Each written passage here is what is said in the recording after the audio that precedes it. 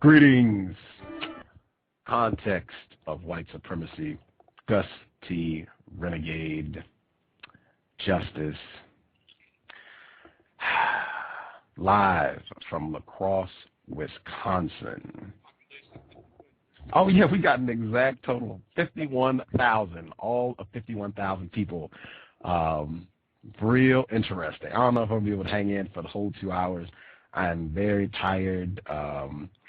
I just got here today from Seattle, Washington. I guess let me start. I was going to clown on the fact that La Crosse, Wisconsin is in the boonies. I mean, we are not close to anything other than Minneapolis, Minnesota. I think Madison, Wisconsin is 3-4 hours from here. I think Chicago is a good distance. I don't believe anything significant is close from here. But before I even get to that, Seattle and Washington State on the whole is in the boonies. I took the train. It took about 7 hours to get from Seattle actually out of the state of Washington. And I realized, wow, Washington State is not close to anything.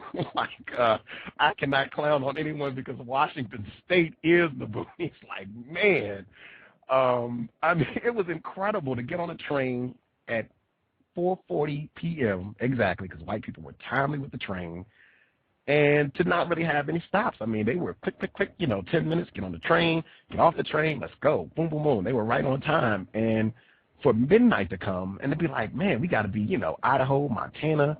No, we are in Spokane, Washington at midnight. Like, are you serious?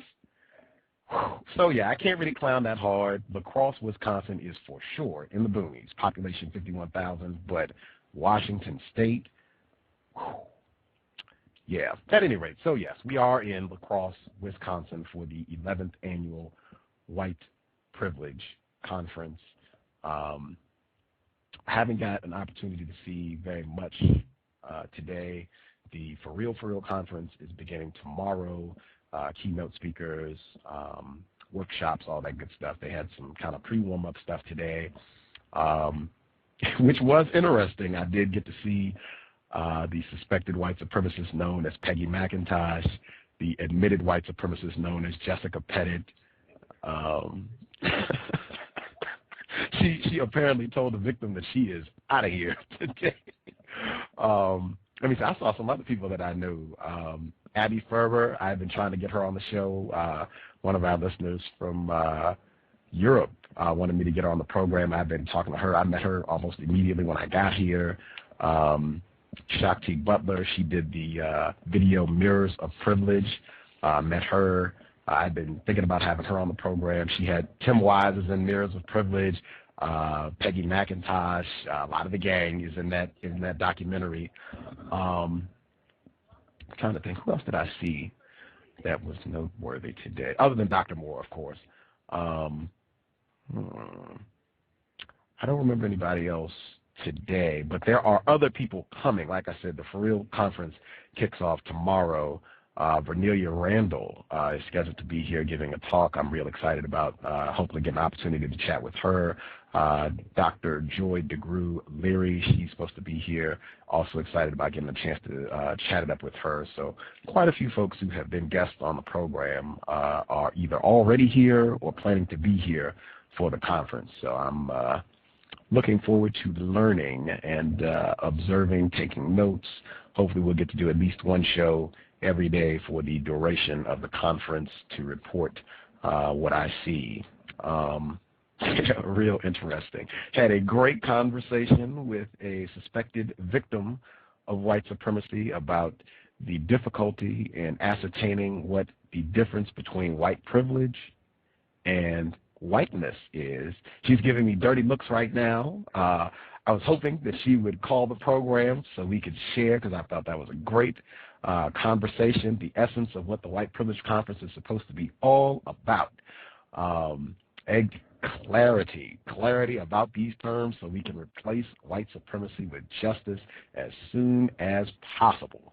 But she's got other things to do, so that'll have to wait for another day, hopefully. But yeah, it's been real interesting thus far. A little tired, as I said. I'm a little jet lagged. Washington State is a long, long way away from here. And I'm adjusting to the time difference. That 2-hour time change is kind of hitting me a little hard. So I'll go as long as I can for the first day report from the White Privilege Conference. I did want to share my workshops. That's great. They have different workshops each day where people present information. Either they have written books or done films, and they present. I think the presentations are, it looks like they're about an hour and a half. So yeah, I can share some of the workshops that I'm going to be going to over the next couple days. Some of these I'm just going to have fun. I plan to have a blast at some of these. Others I'm going to help out. I'll be just keeping track of time, make sure that things are running smoothly, that sort of thing. So I probably won't ask too many questions there. But some of these I do plan on having a really good time. Let's see. I'll start off. Okay. This one I think I'm just attending this one so I can ask questions and act crazy. This one, and they have tons of these workshops. It's basically, I think you can pick the way they have it broken down. You can go to 3 or 4 workshops a day, so you could see quite a few of these folks give presentations. The first one, I think, is complex positionality. Complex positionality. Jews, whiteness, and identity. Okay, they have a little paragraph that breaks down what is supposed to be covered. Looking over the historical emergence of the concept of race, critical race theorists and geneticists remind us that there are no essential genetic markers linked specially to race, and race is in quotes, and that it is therefore discursively or socially constructed. Although Jews are members of every so-called race, dominant groups have constructed Jews across a wide spectrum continuum upon the racial divide. Many U.S. Jews often find themselves questioning the racial space they occupy, given that most European heritage Jews are afforded white-skinned privilege. But understand that Jews have been historically seen as racialized others. Moreover, Jews confound established notions of identity because of the complexity of Jewish identity. This session will explore the history of Jewish racialization, the multifaceted nature of Jewish identity, and the connection between anti-Semitism and racism. And the facilitators, presenters for this program, Warren J. Blumenfeld and Flory S. Imberman. These are the folks who will be presenting for this, Dr. Eddie Moore Jr. Right on cue. Greetings, sir. Very helpful in getting Gus T. Renegade here for the White Privilege Conference. I hope my room is taken care of. Let me double check to make sure I'm not having problems, issues. Dude. Oh, okay. People are writing in. Okay, yeah, people are writing in. They're upset as to why they're talking about so-called Jews. That's why I'm going to attend this, to see why they are talking about this issue. I think it is very interesting. And because I missed the show, we were supposed to do a show on Monday that I had to reschedule about how Jews became white folks. So I wanted to get more information on this subject matter. But yeah, this is a tomorrow workshop, so hopefully I'll be able to give feedback on this one immediately after this ends tomorrow. I can tell you what they talked about and how this is relevant to the system of white supremacy. But that's one that I'm going to tomorrow. The next one is on Friday. Let's see, this Friday one is... Let's see, Friday. Okay, this is Friday. Friday, motivating people from privileged groups to support social justice. In this interactive workshop, Diane Goodman will present 3 key factors which motivate people from privileged groups to support social justice. We will discuss the kinds of approaches that address each of these factors. Using this perspective, participants will be able to develop strategies to better engage people from privileged groups in their classrooms, institutions, and communities in supporting social justice efforts. I found this real interesting, number one, because the word white is not used at all. I do not know who could be more privileged in a system of racism, white supremacy than white people. But there is no mention of white people. But I am going to this workshop. I don't know who Diane Goodman is. I suspect it is a white person. But I'm very eager to go and check out what they're talking about and see how we can motivate the privileged white folks to replace white supremacy with justice. Maybe she will have some suggestions. Let's see, what is the next one that I'm going to? This is on Saturday, and this is 31. I had help finding this one. I didn't even see it because they got like 100 of these. They give you a I didn't even get a program. I'm kind of niggerish at the White Privilege Conference. I didn't even get a program, but they have a program that's got like 100 workshops. You have to kind of go through and flip and find what you would like to go and check out and learn more about. So, yeah, this is number 31. Fake Indians. Why are we so easily fooled? Non-Indians successfully fooling the public into believing they are Indian is an old and lucrative practice.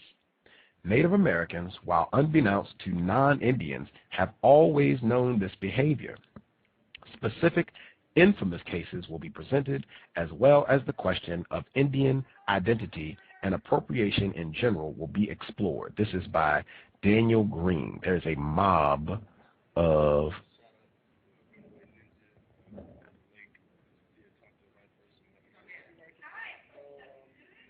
Oh, that's right, he did. He did. There's a gang of people. If it gets noisy, I will move to preserve the quality of the broadcast. In fact, I'm going to turn my chair right now because I suspect this could get loud and rowdy.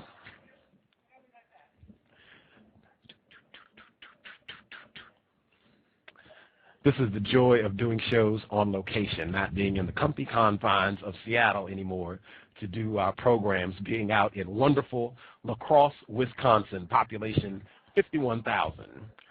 We'll see if this works out because I'm kind of lazy and I don't want to move too much. Yeah, we'll see if we can work this out. I'll just slide my chair around the corner here.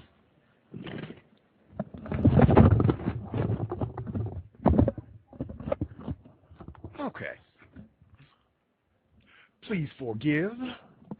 And, okay.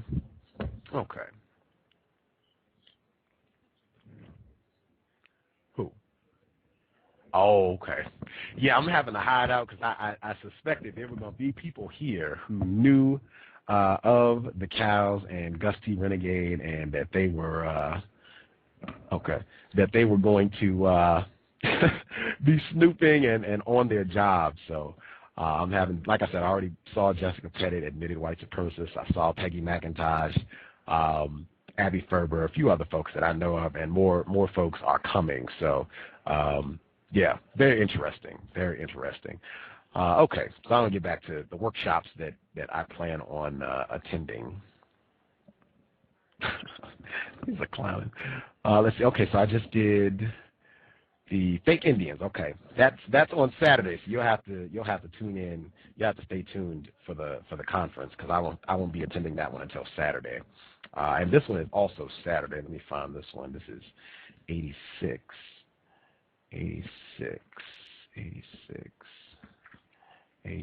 Okay, 86. The invention of white people in law. That's 86. The invention of white people.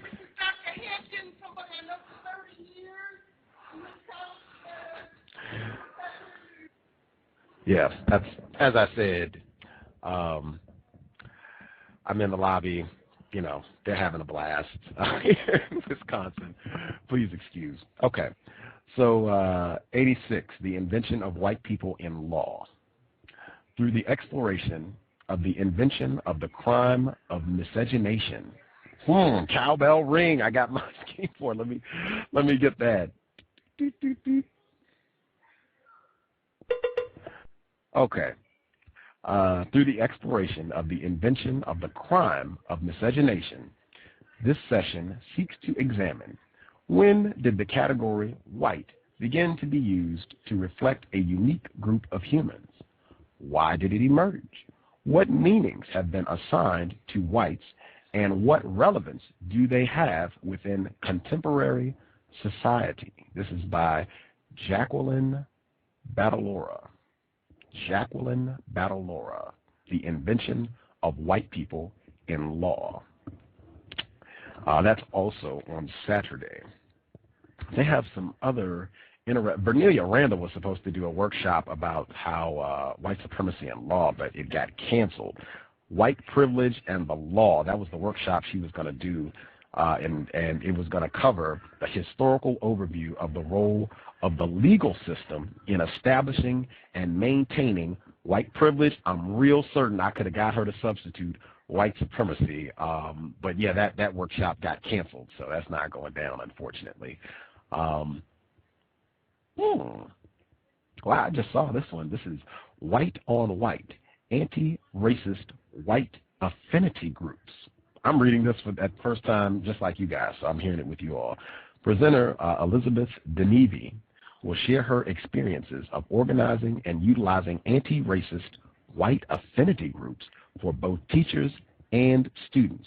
She will discuss how the groups are formed and suggest curriculum, ideas, and strategies. Participants will be able to ask questions and brainstorm ideas for starting their own affinity groups. Man, I have no idea what that is. If it doesn't conflict with my schedule, I would like to go to that just to see what in the world that is talking about for what. Same thing I was saying. I don't know what that is. I don't know what that means. I don't know how that works against racism, white supremacy, but yeah, if it doesn't conflict with my schedule, I will attend and see if I can get more information about what exactly is supposed to be going on at that. But like I said, they got 100 of these workshops listed. There's tons of them. Peggy McIntosh is doing one, maybe more than one. Let's see. Look at this. How to make the invisible visible. Tools for pulling back the veil of privilege. That's one they got. Let's see. Oh, this one looked mildly interesting, I thought. I work my butt off. John Henryism and other unhealthy and healthy coping mechanisms at the University of Wisconsin.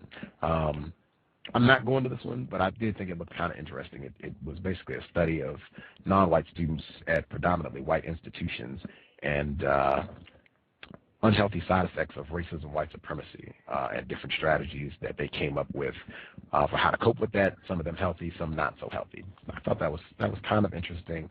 Not enough to make it one that I'm going to go to unless I can find a free spot. But oh yeah, okay. Check this is how to start a white people challenging racism, moving from talk to action workshop in your community. In this workshop, you'll experience a mini version of a 5-session class called White People Challenging Racism, Moving from Talk to Action, that's been taught for a decade in the Boston area. We'll give you tips and resources to start this type of workshop in your community, and we'll share our simple, doable format, our core understandings, and the activities we've used. We'll help you and others look at the dynamics of white privilege, personal prejudice, and institutionalized racism squarely in the eye. Coach them in the art of speaking up and create a plan to take some kind of anti-racist action in an area of their lives. We will support you via email or Yahoo groups. This is Barbara Beckwith and Debbie Irving. I have no idea. Yeah, I have no idea. Like I said, it's a lot of these. Some of these look more constructive to me than others. This is another one. But I'm not a racist. racial microaggressions, and unintentional racism. Racial microaggressions are brief, commonplace, verbal, behavioral, or environmental indignities that communicate negative slights towards people of color. Very often, these may be enacted by well-intentioned white people who may be unaware they are sending these hidden messages. In this interactive workshop, we will review some of the research on racial microaggressions and other types of unconscious racism. We will discuss how people have experienced them, their impact, and how they may affect our efforts to create inclusive environments. This is also with Diane Goodman and Robin Parker and Pamela Smith. Yes, well-intentioned white people. That's all my reading I'm going to do for today. Because it's a lot of these. I could be reading forever. Yeah, it's they have some. Oh, they're clapping. Woo, woo, woo. Yeah, it's been very interesting thus far. Very interesting. I will say one of the with people that are chatting, I'm just going to put people online because you're not going to chat. Type me to death. You can just comment on the side so that way we don't have chatter. The man, Dr. Moore. Yeah, I'm going to go to the phone line so that people are not typing me to death, so I don't have to read. Give me 2 seconds and I'll get phone line corrected here.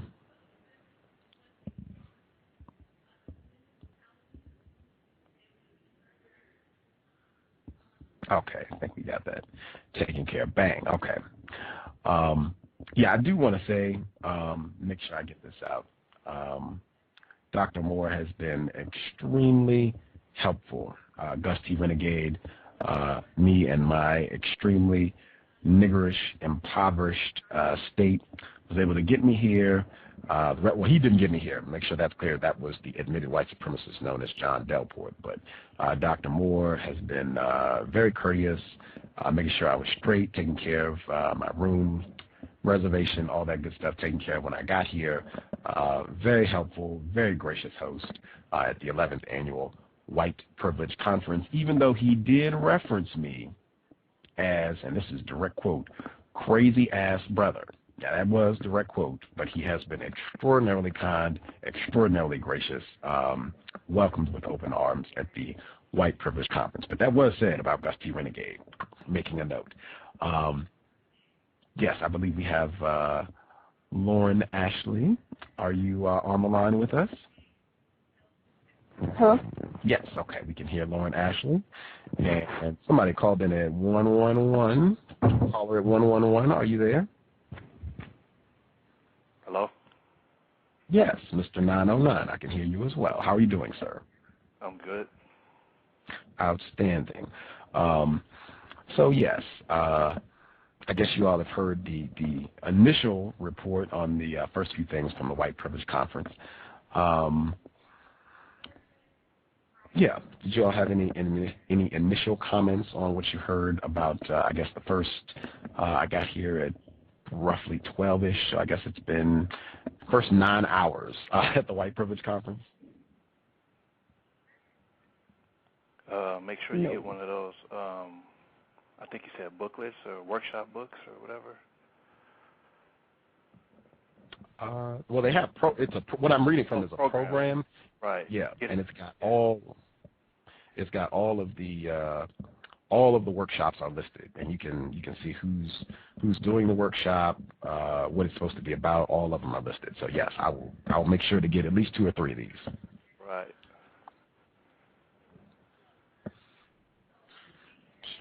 Butler. Lauren Ashley, you were very just typing away there as I read. Did you want to share any thoughts that you had about what you've heard so far? No. Okay. Yeah, the other thing I did note as I've been reading this, I have not seen the word white supremacy in any of these descriptions so far. Now, I will admit, I have not read all 100. It's a lot of them, like 100, 111. So I haven't read all of these. But I don't think I've stumbled on the word white supremacy as of yet. I've seen white privilege, racism, systemic racism, all those. No white supremacy. Yeah, that's very interesting. That's already going to be a big note for the White Privilege Conference. That's going to be a big one. And also definitions, because that has already come up, and the workshops haven't even started. Non-white people having confusion about what does white supremacy mean, what does white privilege mean, are they synonyms? If they're not, what are the differences? That has already come up where there has been some confusion and lack of clarity around the use of terms. So that's going to be one thing I make an effort to be razor sharp and paying attention in these workshops. Are people are people defining their terms? Are people giving out definitions? Are people even requesting definitions for these terms? That's going to be one thing I'm going to be making big time notes of as the conference progresses. So I will keep you all updated on that. Yeah, because that's what I was thinking while you were reading. Let me just say, I wish I was there, man. I really wish I could be there to take photos. Because what I was thinking is, I was thinking when I was hearing all that laughter and stuff, I wonder how uncomfortable, these white people are going to be. And,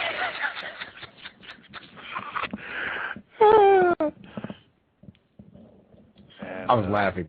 Oh, yeah, please, I'm sorry. Oh, they don't seem that uncomfortable to you, right?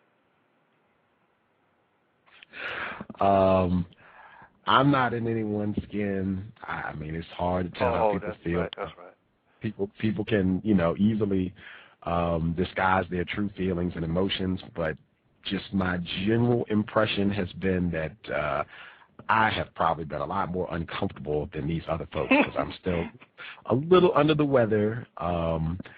I'm very thrown off time-wise. I've been on Pacific time for a couple years now.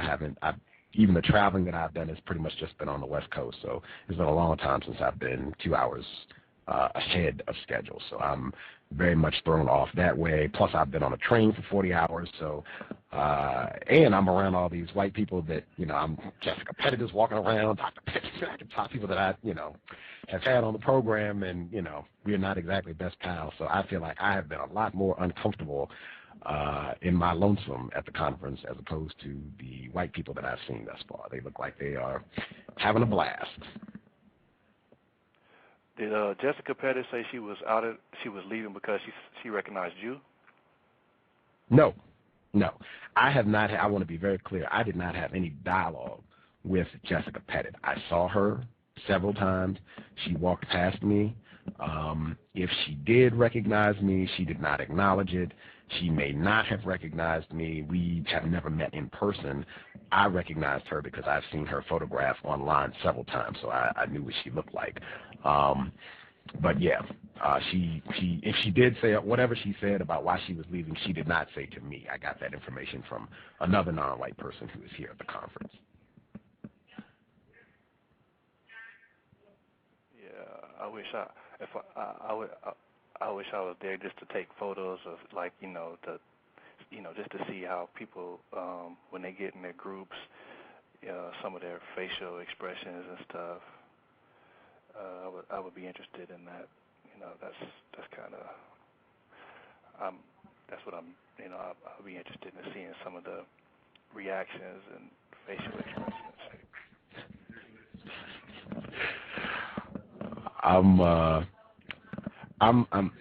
I'm looking at the number of white people who end up crying. That's one of the things I had kind of put an asterisk by before I even got here, that I wanted to really be paying attention to see if there's any crying going on in workshops, any of this denial sort of thing going on. Just really, like, I haven't been here before, so I'm trying to go in clean slate, just I'm open. Right. Yeah, I'm very much interested in seeing how the white people behave throughout, particularly if they get challenged. Like, I don't know how the non-white people here, if they're going to be calling them out on things. You know, I don't know if you're going to have a room of rowdy, because that was one thing. There have been a significant number of non-white people. I think it was reported that 300 people are here so far, and it's estimated that 1,600 people are going to be here for the conference. Out of those 300, I think it was close to 100. I would say have been non-white. Like, I saw quite a few I was stunned. Like, when I got here and walked through, it was lunchtime, so everybody was kind of sitting outside eating. And it was like, I thought it was just going to be, oh, there's a collection of non-white people. Like, I counted when I first got here. I started counting non-white people, and I got to 10. Then I kept going. I was like, oh, my God, there's tons of non-white people here. Like, where did all these folks come from? So it's been a lot more non-white people than I expected so far. I don't know. Maybe it'll be when everybody gets here tomorrow. Maybe that'll be all the non-white people, period, that I saw today. Maybe that'll be all the non-white people. But I did see a lot today. Hakima, I got you as well. She's on the line. And in Wisconsin, we're both in the same state for the first time ever. Are you there, Hakima?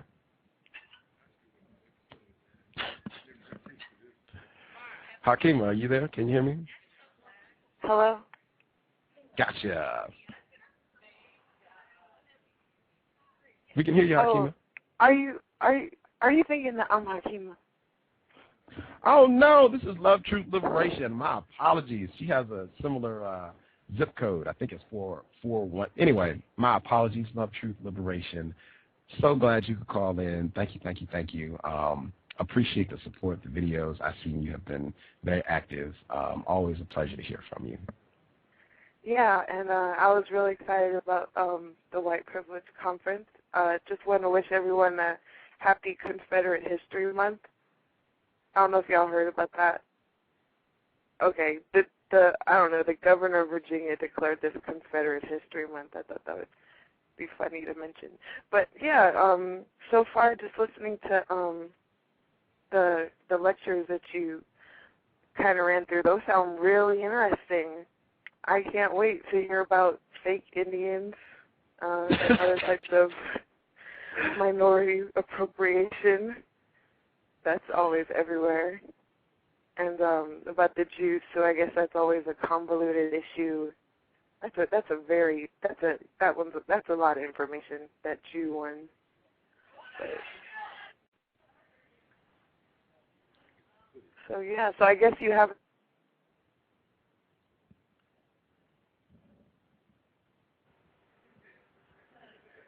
Uh-oh, we lost her. I'm still here. Something happened with Love, Truth, and Liberation. She is not with us presently. Hopefully she'll jingle right back in.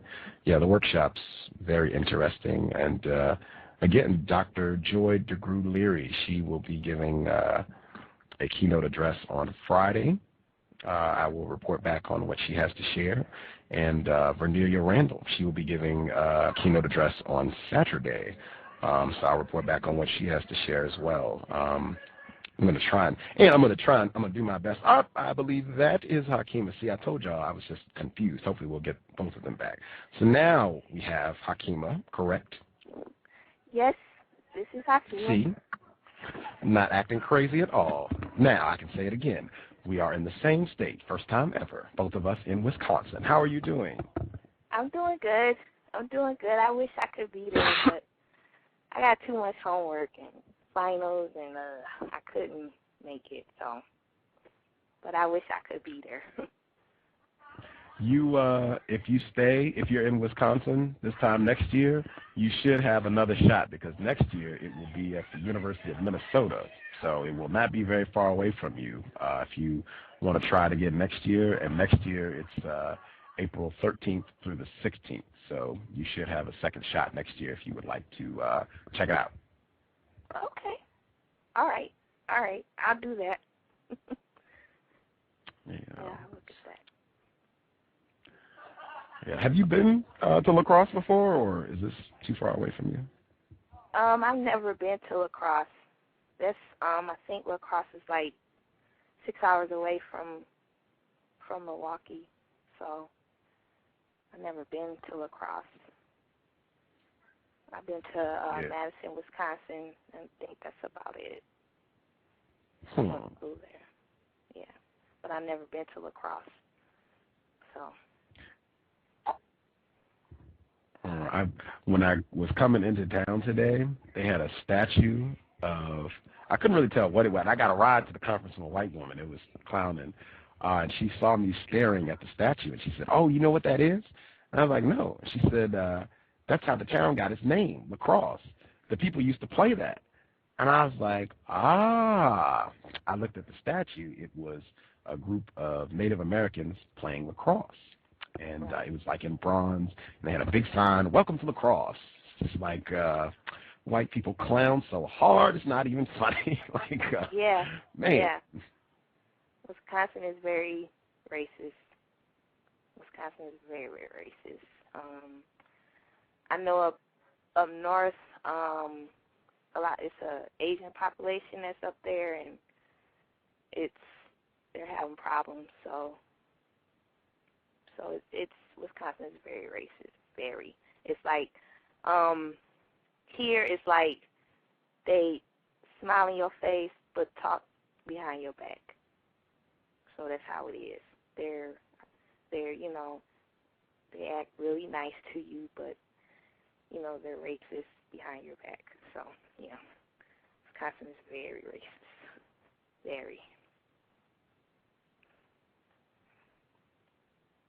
Yep.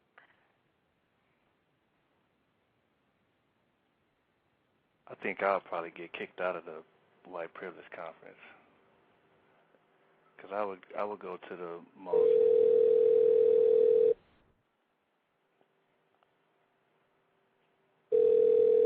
Sorry about that. I apologize. Hello? I'm trying to. Hello? Okay. We have Love, Truth, Liberation with us again. We lost her momentarily. Howdy. Greetings. Sorry we lost you. And we have Akima here. I knew I wasn't acting crazy. The area code is only one number different. I'm sorry, 909. Please continue your statement. Oh, I was saying I would try to go to the weirdest sounding workshops they had, just to see, because when you were talking about definitions, I noticed that white people can be really confusing. You know what I'm saying? If you're not aware. So I would just go to workshops that I just thought automatically it was going to be crazy. That way, I don't know. That's just me.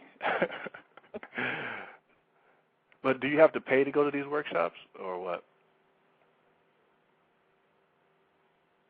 Say that one more time. Do you have to pay to go to the workshops? Well, yes, because you have to pay to register to attend the conference, and then once you do all that, then you can attend the workshops. Like you can just go to any workshops that you want to do once your registration and all that stuff is taken care of. Like you can get that waived. Like I didn't have to pay any registration. You can volunteer. I'm trying to get a press pass. If I ever attend another white privilege conference, I want a press pass because that's really the only reason I'm here is to cover this for the context of white supremacy. But you can volunteer and help them fold some papers or monitor workshops. Like it's not like you're out chucking corn or anything crazy. You would attend the workshop and just monitor and make sure that the speaker knows when their time is up, that sort of thing, just real leisurely. And you're attending the workshop. You can still ask your questions and do your thing.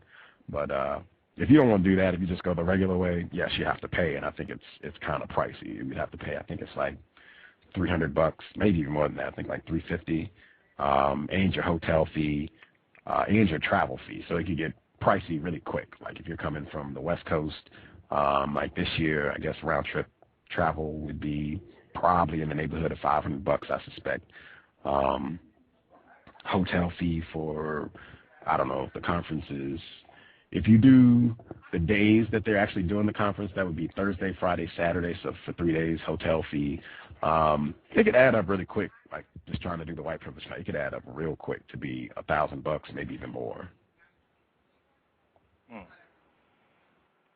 And Dr. Eddie Moore Jr., he put this together? He is the founder, so they tell me. Wow. Yeah, I'm impressed with how many non-white people you saw too. If it's 100 out of 300, that's like an overrepresentation of like the non-white population. You know, we're overrepresented at the conference. Again, I was stunned that there were so many non-white people here. Now I don't know what's going to happen tomorrow. They said the total number for the conference is supposed to be 1,600 people. That could be 1,300 white people show up tomorrow. That could happen. So I don't know. We'll have to see, you know, what it looks like when it's all said and done. But at least today, I was very surprised. Lots of non-white people here. Yeah, I was very surprised. Very surprised.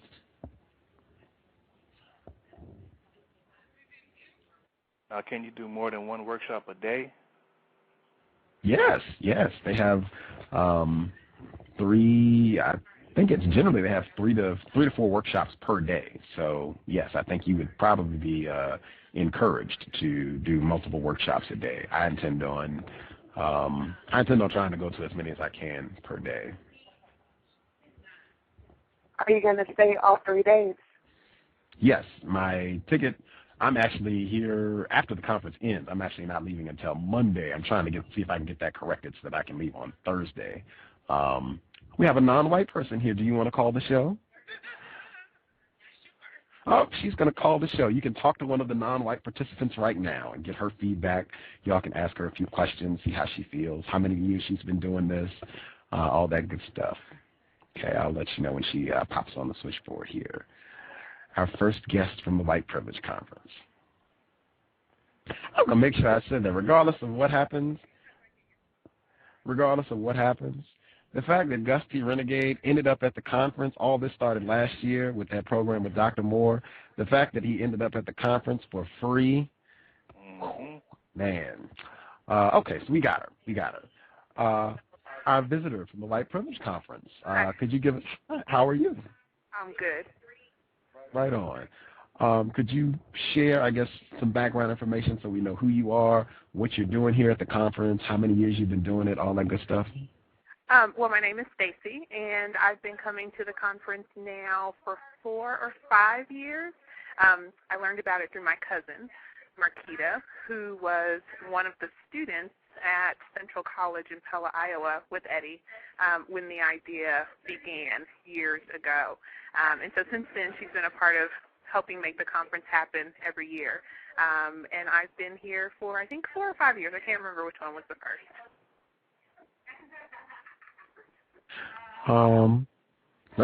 Let's see. Do you believe that we're in a global system of racism, white supremacy? And the definition that I use for that is a global system of people who classify themselves as white and are dedicated to abusing and or subjugating everyone in the known universe whom they classify as not white. Do you believe such a system exists and that definition is accurate? I do believe it exists on a fairly small scale. I would think that most white people who participate in the system do so through their ignorance, taking the privilege for granted, not taking the time to think about how their own life benefits from the privilege that they have. But I think it is naive not to believe that there is a section of the white population in the world that realizes how systems and infrastructure, recreate the power that they have. They're smart enough to put into place economic practices, to use language on race and ethnicity that make most people buy into that system as well. So I do believe that there's a small part of the world population that realizes the power, systematically reinforces the power, and has a plan about how to use it. But then I also believe that the majority of whites that participate in the system, I would say, to some degree, participate by not being active and not realizing what's really going on.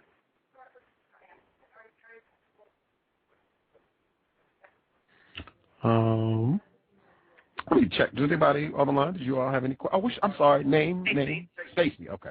Does anybody have any questions they would like to ask Stacy? White privilege, black female, correct? Yes. Yes, black female. Is it fourth? Fourth. We can go with fourth. Fourth. Yeah. Fourth year at the conference. So you have a veteran. You can ask some questions, see what she's learned or her thoughts about the conference.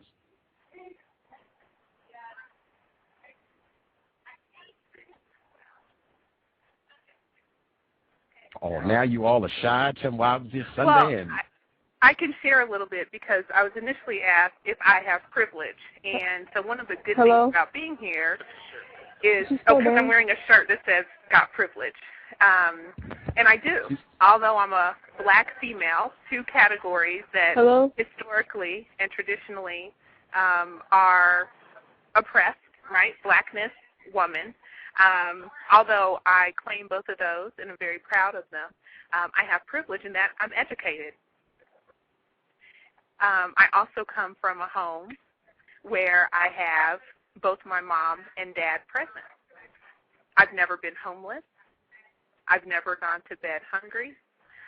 So there are many ways which I'm very privileged at the same time that I belong to two historically oppressed categories, being black and being female. And then you also have American privilege, which you'll realize if you ever travel outside the country, especially to more economically depressed areas. And then you also have human privilege. We oppress animals at great rates around this country, which I want to share about later. Absolutely. Something else built I on agree. Pretty deep. Yeah. Hello? Hello? Have you heard? Yeah, we can hear you, Lauren. Oh, okay. Stacey, when you're talking, can you please slow down? Because I'm a little retarded, Yes, I just got that cue. Okay, I don't like the word privilege for some reason. That just,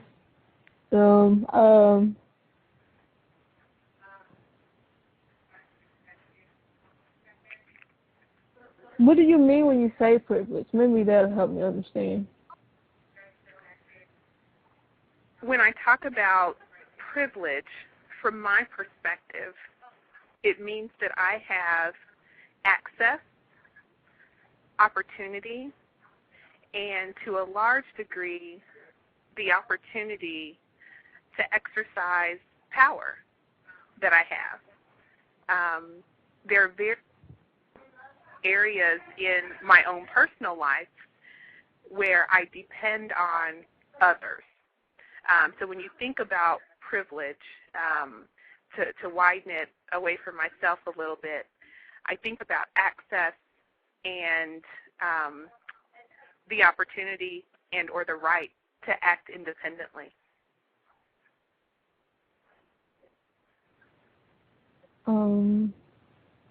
That's confusing. What about it is confusing specifically? Because I don't think non-whites have privilege. I think we get crumbs from the white supremacists. So, the word privilege I have a problem with is because when you hear white privilege, they meaning confuse non-white people and so-called anti-racist, they would say, white privilege is unearned benefits, right? But because you're white. And so when I hear a non-white person saying they got privilege, it's like they are saying that, they didn't work hard to get what they got from the white supremacists. So I have trouble with that because I just have trouble with that. I disagree with the last piece of that. When I own my own privilege, and I think about it as owning that, with the privilege that I do have, I recognize it's not as much as the wealthy, Christian, white, heterosexual male, not by any means. So there's a hierarchy of privilege, and I do have to recognize that I have more privilege than others, even with some of the things that I owned earlier in terms of my education and some other things that I listed. So I think that it's part of my duty to own my privilege in an effort to address the privilege that others have. When I'm not a female, and when I go around the world, there's no doubt that I'm going to be treated like crap. When a white person goes around the world, there's no doubt in my mind this white person is going to get the red carpet treatment compared to me as a non-white female. So that's why I have a problem with the word privilege, because it's just, I don't like, maybe I have a problem with the word. I don't like how I don't know how to explain it. I'm sorry. Is there another word that works better? White supremacy. Agree, white supremacy. I agree, because as a non-white female, I might get more things because I'm a non-white female compared to a non-white male, especially a black male. But I don't see that as privilege. I see that as crumbs.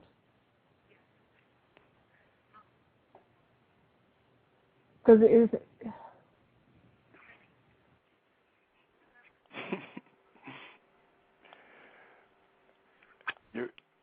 Stacy. Yes. In all the 4 years you've been going to this meeting, has the black people tried to change that word, privilege? I mean, to No. overprivilege? Overprivileged. I mean, if you're privileged and the white people are privileged, I mean, then they're overprivileged. I don't. You see what I'm saying? I mean, no black people have brought that up to your knowledge, that they wanted to change that privilege because it was kind of it wasn't as accurate as it could be. One of the great things about this space is that no one here claims to be the expert. I've been in workshop sessions where the entire outline of the session was abandoned because an interaction took place between two people that needed to be addressed. And it's like, let's stop. What is the root of this? What do we do with it? How do we deal with it? I want to talk a little bit about, in the word, I appreciate that language is very important, and there are sessions where the language is about white supremacy, looking at the outline for what we have. We're talking about all sorts of oppression based on gender, race, class, religion. So the list is very long and a lot to tackle. But it's hard to have this conversation in an American setting, also addressing global issues, because then it changes. For instance, I'm 32 years old.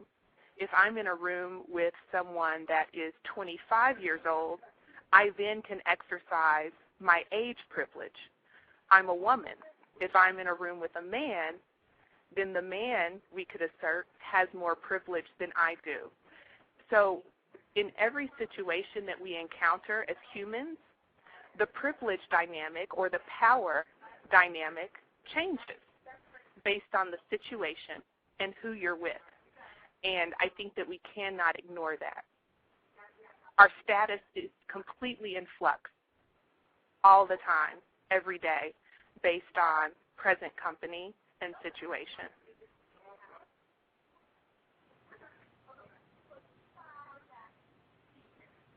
I would say according to who determines the flux.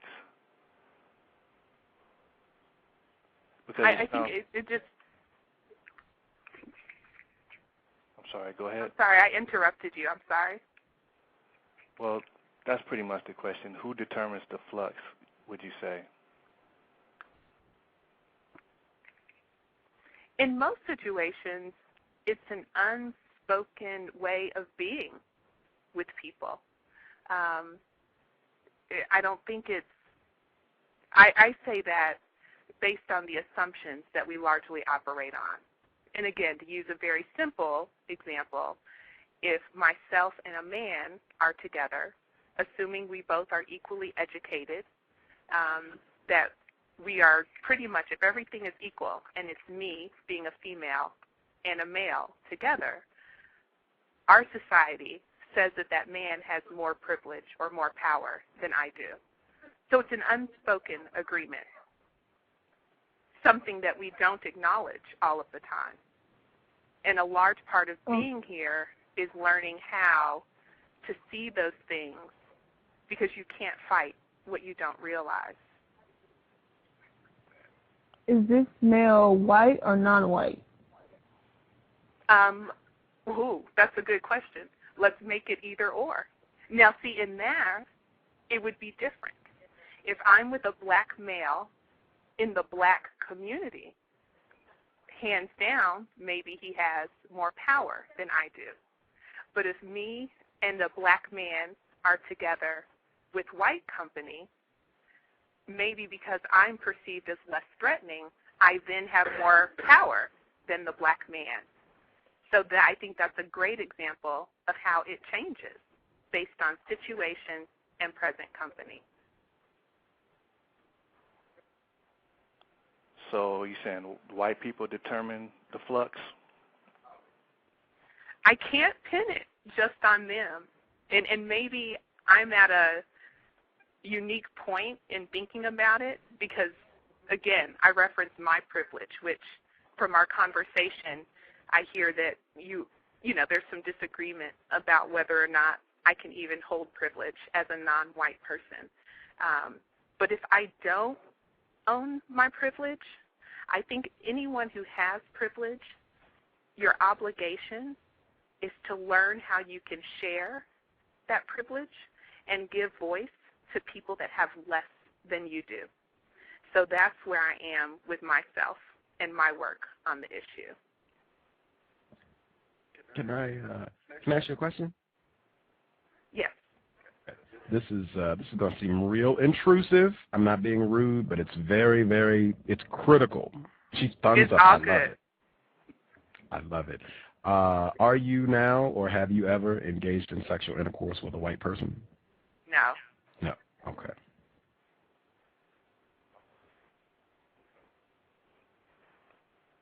Have I had sex with sisters or close relatives? I'm filling in for people listening. A different non-white person is asking her if any family members, sisters, relatives have engaged in sexual intercourse with a white person to her knowledge. No. Okay. Very important.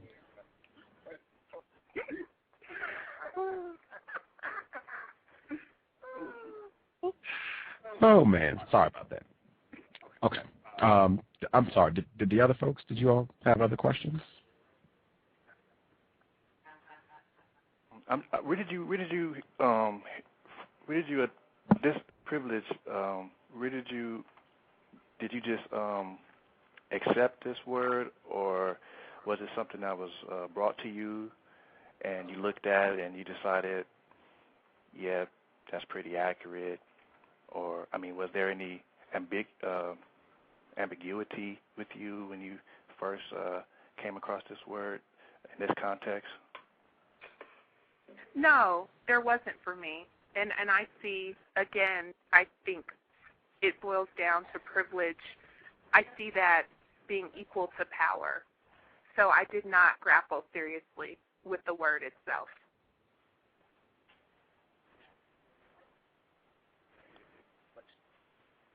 Okay. Have you been to the reflection room over there? No. Oh my goodness. Have you been to the reflection room at previous white privilege conferences? Yes. Oh, can you share with us about the reflection room, please? It's a space that's set up just meant for you to have time to go and sit and be with yourself. There's a lot that people deal with. People are at all different levels of thinking about these kinds of issues, and it can be really hard to digest without quiet space. And there is not a lot of quiet space here. There are conversations everywhere, over your meals, in the elevators. There's always work happening. And so I have used that space just in between workshops, passing through, just to sit, write a little bit before going into the next engaging space.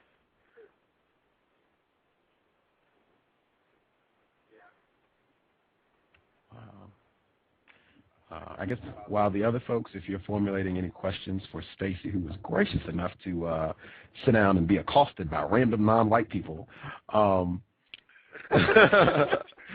inquiring about her sexual habits and everything, and her family's sexual habits even. That program, you all, Dr. Welsing is an all-star. In addition to having come on this program 4 times, Dr. Welsing is incredibly responsible for the program where Dr. Moore came on the cows in May. That program has appreciated in volume as it has gotten older. Go back and listen to that program now. Like, yeah, that you're starting to get some of the feedback from Gus being at the conference. Go back and listen to that program, May of 2009, and particularly when Dr. Moore said, oh, yeah, white supremacy, we should all get comfortable saying white supremacy. In fact, say it 5 times a day. White supremacy, white supremacy, white supremacy. Yeah, that's what he said in the mirror. Say it in the mirror so you can get comfortable saying it. I just told you all before we even met, Stacy, I haven't seen white supremacy mentioned in any of these workshops. Not a one. I'm seeing white privilege, which sends you in a very different direction, as we've seen demonstrated, I think. Just my note, go back and listen to that show, May 2009, Dr. Eddie Moore Jr. on the cows. And you should thank Dr. Well, everybody should write Dr. because that program would not have happened if she had not told me, you got to get him on the program, that's important. Yeah, did you all have any other questions for Stacy? Because I'm sure she's trying to party and get down and have fun. Oh, she's going to sleep. She said she's going to sleep. Can you, I guess, if you all don't have anything else, can you share, if you know some of the workshops that you're going to, if you want? I haven't had a chance to look at them all the way yet. Yikes.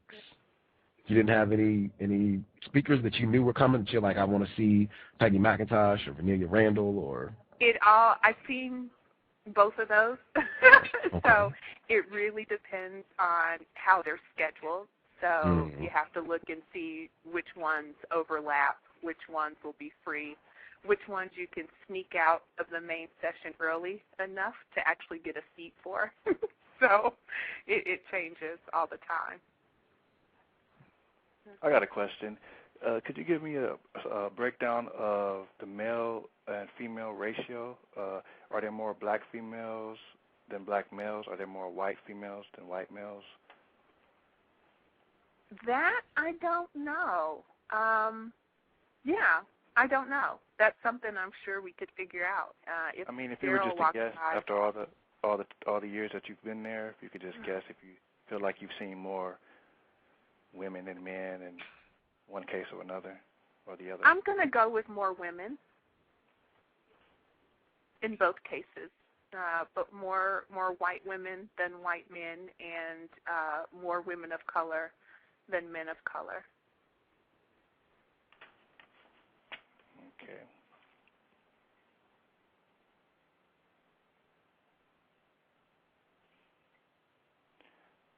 Have you seen much crying in the years that you've been attending? Yes. Yes. So much so that this year there was actually an opportunity. At the end of every day and sometimes at the beginning of the day, caucus groups operate. So, for instance, there is a people of color caucus group. So if you identify as a person of color, you're welcome to come into that space, debrief, share all of your frank needs, thoughts, whatever came up during the day. There's a Caucasian caucus group. There's a caucus group for gay, lesbian, bisexual, transgender, queer questioning. However, there are several more. But it's a space where you can go be with other people who identify like you do. And so much happens in those comfort zones for people that even this year, the People of Color Caucus Group sent an early invitation and actually spent some time last night and today just doing some pre-work before the conference begins because there's a lot of hurt. I have been in the People of Color Caucus Group where a young lady adopted by white parents, you know, struggling with her identity, with her hair, all these very sort of basic identity questions. She had a really rough experience confronting some of the things that she assumed were pleasantries and niceness from her white community.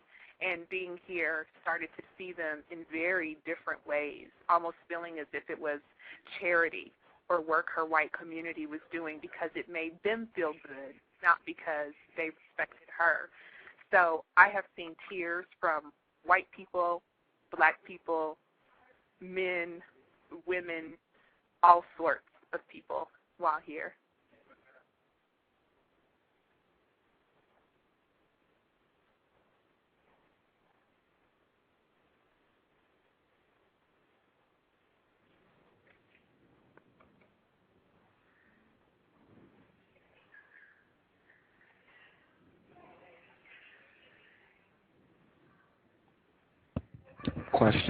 Questions? Any other? You have a 4-year veteran of the White Privilege Conference. It's not going to get much better than that unless we get Dr. Moore back on here or Peggy McIntosh, one of those folks. 4 years of experience at the White Privilege Conference. Yeah, I'm interested in. I kind of sensed you were speaking earlier about the I think you're basically saying the conversation or how to talk about this in America. Do you think that the use of the white privilege or the word privilege is some type of safe space that's given to white people to not? Because it kind of seemed like that's what you were saying, like, you know, you don't want people to get too uncomfortable or whatnot, you know, when you're going to talk about these issues. Is that your sentiment? No, and I'm glad you asked that because I didn't mean to give that flavor at all. Even with the conference being called the White Privilege Conference, every year there are letters in the local newspaper where we are. Last year we were in Memphis, and David Duke, you know that name, the head of the Ku Klux Klan, their headquarters there in Memphis, we received threats while at the conference. He took it upon himself on his website. You could probably still find it. I think it's davidduke.com or something of the sort. And he pulled out presenters that were at the conference, Eddie Moore Jr., some of the topics that were talked about, and directly slanderous and very, you know, his viewpoint and racist things about what was going on from his perspective. So even with it being called the White Privilege Conference, there's heat about that. And knowing Eddie and how the conference started, it's not about making people comfortable. I think that was the language. I mean, I don't know, never asked him why it's white privilege instead of white supremacy. But it's definitely not an attempt to make it a safe space for white people who want to come in. Even here, we've had conversations about who has more of a right to be a presenter and take part in things. This is not meant to be a space where white people come and ask black people or people of color teach me how not to be racist. That's work you have to do on your own. And yearly, at some point, there's a conversation about who has more of a right to this space. Is it an issue if there are more white presenters than there are black presenters? Those kinds of things, in my experience and in the way that I experienced the conference, are confronted with very frank and sometimes very heated conversation, not always ending in agreement. But the work is happening. There's not going to be a clear answer. You have to have and engage things that are uncomfortable. You have to have the conversation, even if there's no resolution at the end of the conversation, or else we continue to live every single day without recognizing all the times that it shows up in our everyday lives. When you say it, what did you mean? It shows The privilege, up? the supremacy. That's two big differences. I obviously came in and missed some conversation beforehand because it sounds like there's been a conversation about supremacy versus privilege. And for me, again, and maybe I'm just not, for me it doesn't make that much of a difference, I don't think. Power, privilege, supremacy. It is all the same system. We all operate under that same system, willingly or unwillingly.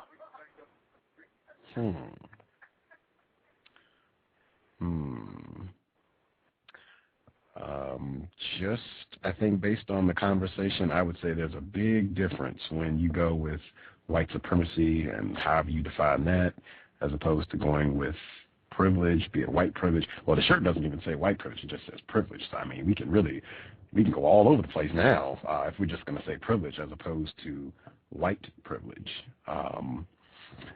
I mean, we were talking about having privilege because I'm 30 and not 70. I have privilege because I'm 6 feet tall and not 5 feet tall. I have privilege because I don't have any gray hairs, and this person over here has gray hair. I mean, we can get all over the place if we're just going to say privilege as opposed to white supremacy. Well, that's going to be a very different conversation.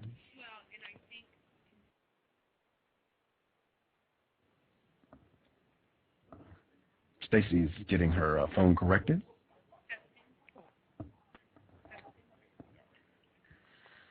Oh, we had issues. Stacy's going to jingle us right back. Excellent conversation. This was an excellent grab. She was just going around the corner, and we're able to get a handout, and she was able to share some time with us. Isn't this informative, though? Now you're getting a bird's eye view of what goes down at the White Privilege Conference. Don't you all think this is informative? Oh, we got okay, we got Stacy back. Oop, Stacy is back, and Kim is with us now as well. So she's on the line. So we have Hakima, Kim, Mr. 909, Love, Truth, Liberation, Lauren Ashley, and live from the White Privilege Conference, Stacy. And she should be back. Say something. Yes. Gotcha. In terms of, there's so many power dynamics in our lives every day. But all of those power dynamics, age, education, religion, the list goes on, they play out in a system of white supremacy. That's the heading, and everything else happens within that. So there is such thing as age privilege. There is such thing as able-bodied privilege. There is such thing as heterosexual privilege. But the one constant heading above all of those is white privilege, and for me, / supremacy. And that's a system that says the most important status is whiteness. And people will do a lot to prove and or secure or dial in to have access to whiteness.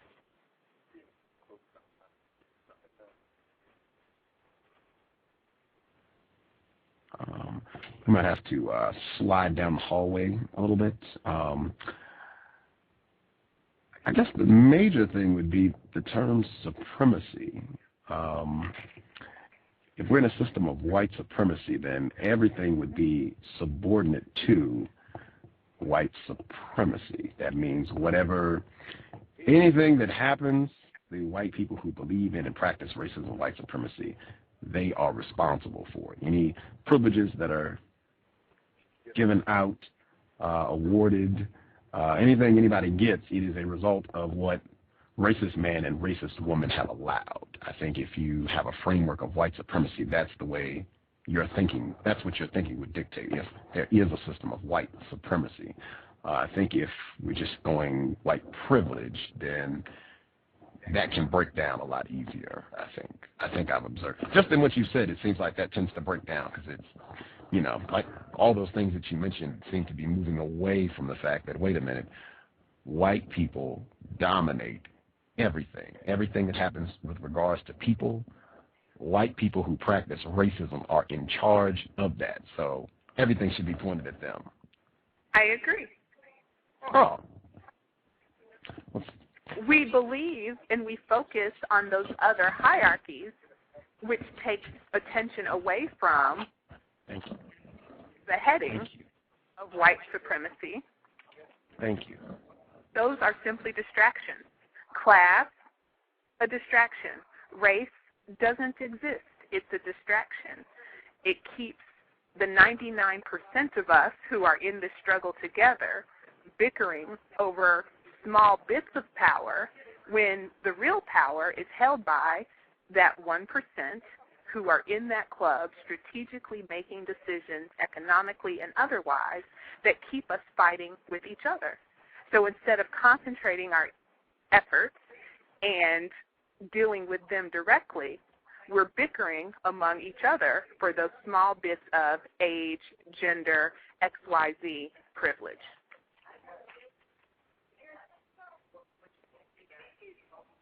Do y'all have thoughts on what you heard? Anybody listening in? Thoughts? 1%. Is that what she's saying? The 1% is 1% has power. The white supremacists are 1%. Hello, I'm sorry, I couldn't hear you. You said 1%. Can you explain that?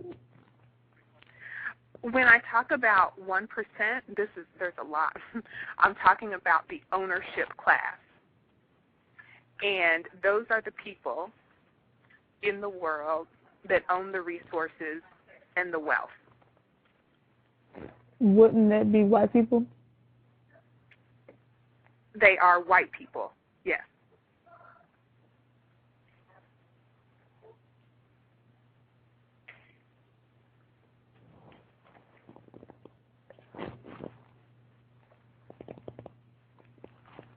Hello, Stacy? Yes. Can you hear me clearly? Yes, I can. Okay.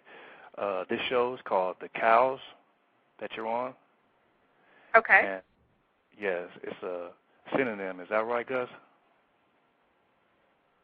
Oh, he's in conversation with Eddie right now for 1 second. Oh, okay. I think, well, the C in the C.O.W.S. stands for context. Mm-hmm. And,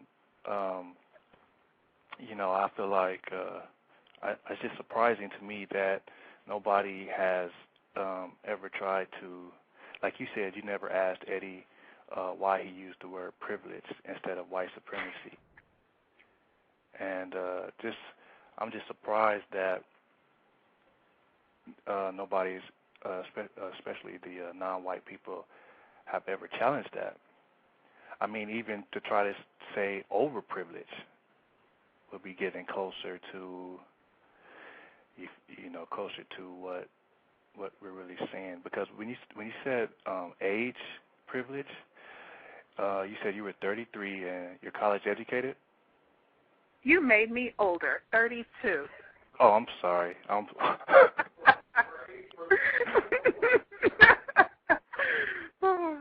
But yes, go ahead. And you're college educated? Yes. And female, non-white, black, right? Yes. Now, let's say a 14-year-old girl.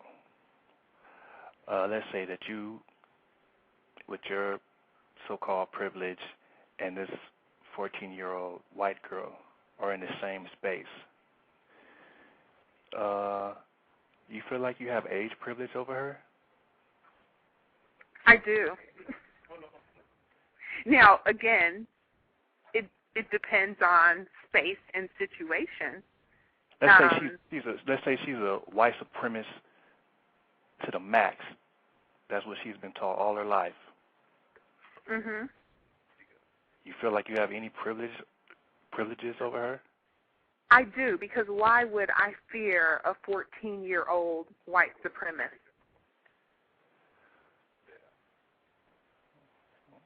Well, I can't fathom a situation where I would be threatened by her. Okay. Well, I don't think you have any privileges over her, age or otherwise. I think if she wanted to call somebody, anybody, and say anything about you, you're trying to use whatever privilege you think you have. I think that would be null and void if she's refined enough. I don't think. And like I said, this is where the C. Go ahead. Sorry. I was just going to say the C stands for context. And in my life, this could be a very long conversation. I don't know how long this goes. I am from the Midwest, Kansas, born and raised, maybe mid-middle class family, parents working, check. I left home and went to, here's the word again, a very privileged environment. I currently work in a high school where the tuition for high school every single year is $45,000. Kids pay $45,000 each year for 4 years to attend high school. So I do have I have a different privilege. I'm connected to a community in a way that gives me access to resources, information that other people just don't have.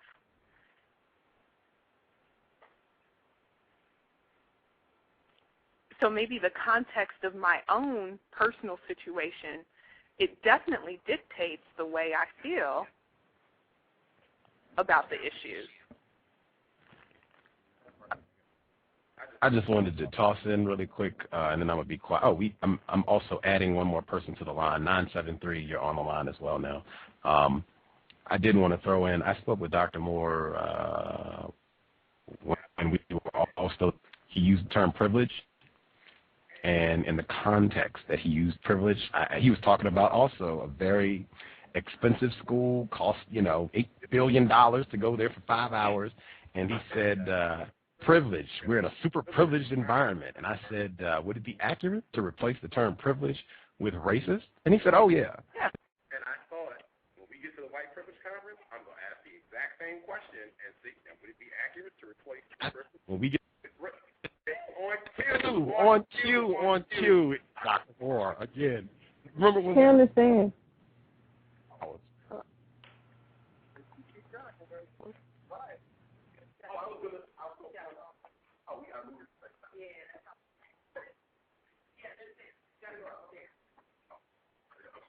It's right here.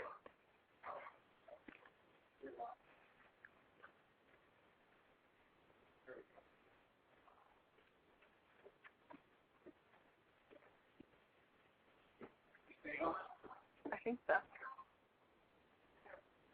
I'm having to move too much. You all can finish. I'll catch up when I'm not having to move so much.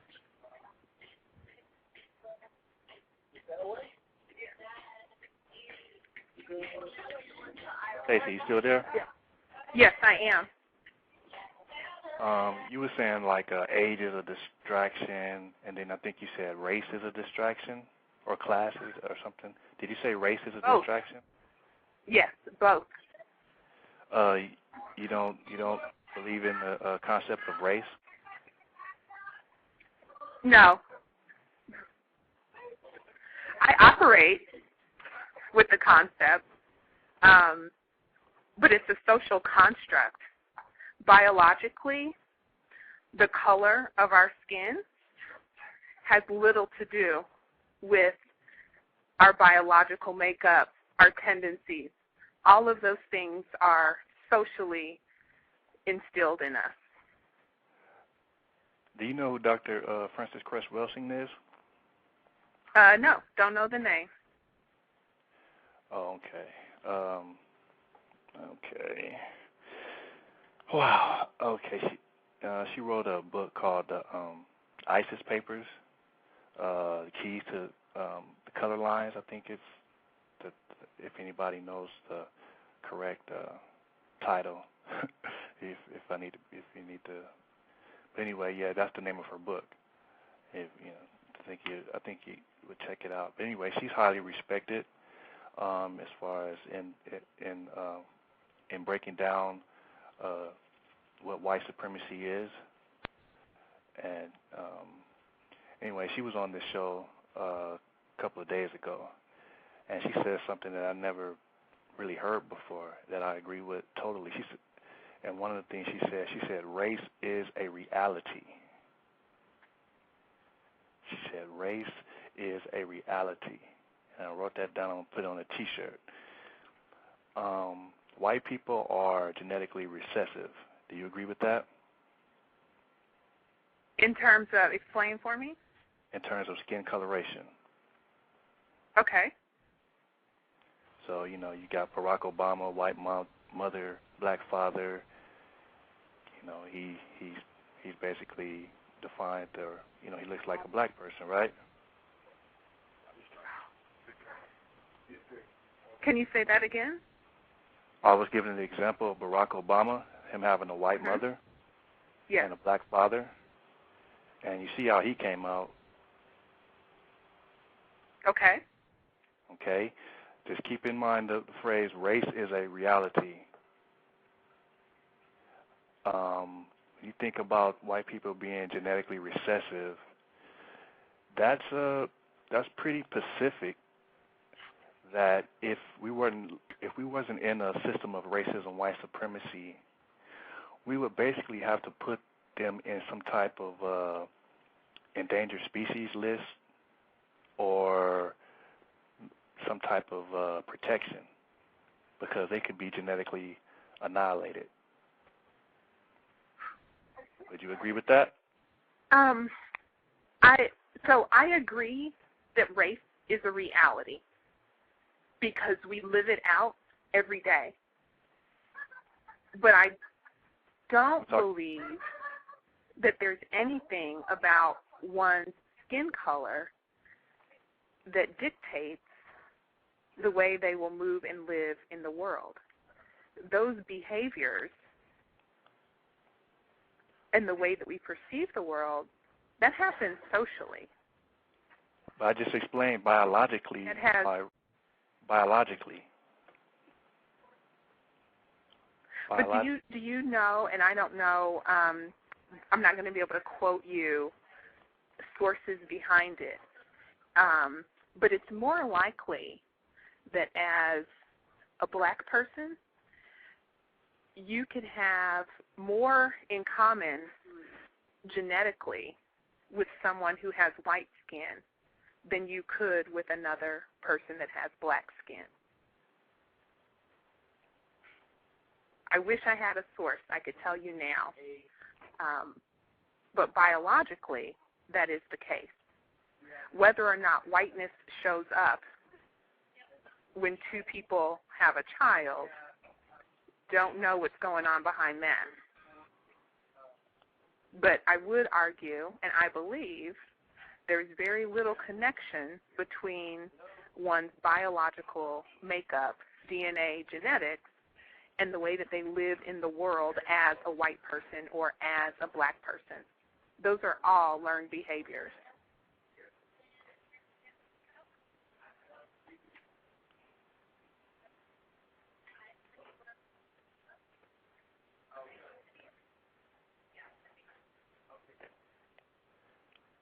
Well, I think that if you are an endangered species, I think that would impact your behavior greatly.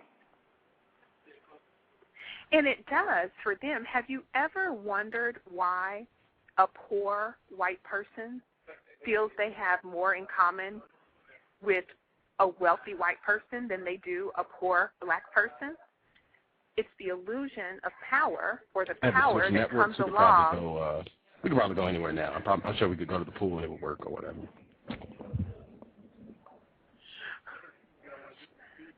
It's the illusion or the desire to claim the power that comes along with that skin color. But really, a poor white person right now in any state, any town, USA, has very little in common with the Bushes. Name another family, the Rockefellers. The list could go on and on.